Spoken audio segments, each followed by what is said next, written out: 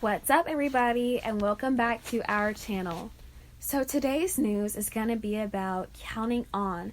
Jessa Duggar revealed she tried to step away from a Duggar family tradition.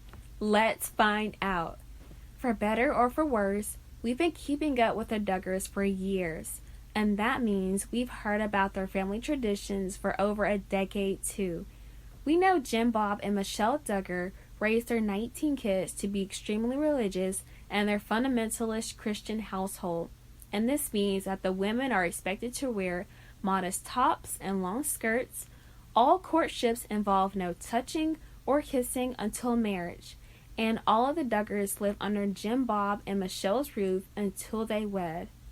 There's another Duggar tradition that caused a ton of controversy over the years too, and that's that the women in the family believe in home births.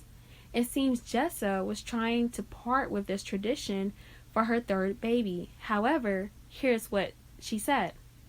The Duggar women are all proponents of home births. While the Duggars aren't completely out of touch with modern medicine, it's clear they prefer home births over the hospital to have their babies delivered by doctors. While there are certain advantages to home births, the Duggar women who've had kids haven't had easy deliveries. And we can't forget that Michelle, along with a number of her daughters, have had difficult and dangerous experiences giving birth in the past. While Michelle has 19 children, she's had a number of birth complications over the years. She's had multiple C-sections and nearly lost her 19th child, Josie, after the youngest Duggar was born as a micro-preemie at 25 weeks.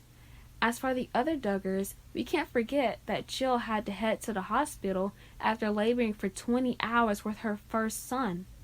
Ultimately, she had to have a C-section performed as well. And Joanna also tried for a home birth, but then had to be rushed to the hospital for a C-section. Jessa Duggar has had difficult births in the past. Just like her mother and her sisters, Jessa also tried for home births with her sons, but it didn't go as expected. People reports Jessa labored for 48 hours with her first child, Spurgeon, back in 2015. It was very intense, very long. Everything was different than I expected, Jessa told the publication. While Jessa planned on giving birth at home, she said the intense pain was almost enough for her to ask to switch to the hospital. And while Jessa then successfully gave birth to Spurgeon at home, her midwife couldn't stop her bleeding. The new mom ultimately had to undergo a blood transfusion during her overnight stay at the hospital. I had dreamed about those first moments, getting to breastfeed right away, all that. And so when I had to go to the hospital, it was a shock, Jessa said. She wanted to give birth in a hospital for her third baby, Ivy. It looks like Jessa was willing to part ways with Duggar tradition for her third baby, Ivy. OK Magazine notes in a preview for the December 10th episode of Counting On, Jessa and her husband Ben Sewall talk about the future birth of their baby girl, and it doesn't involve a home birth.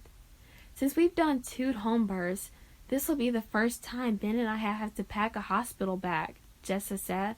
And while Jessa and her husband plan to deliver the baby in a local hospital with the help of their midwife, the morning that my water broke was the morning that my midwife left town for a week, Jessa said. Okay guys, that's the end of our news today. Thank you for watching, and please subscribe to our channel for the latest updates and news. Bye guys.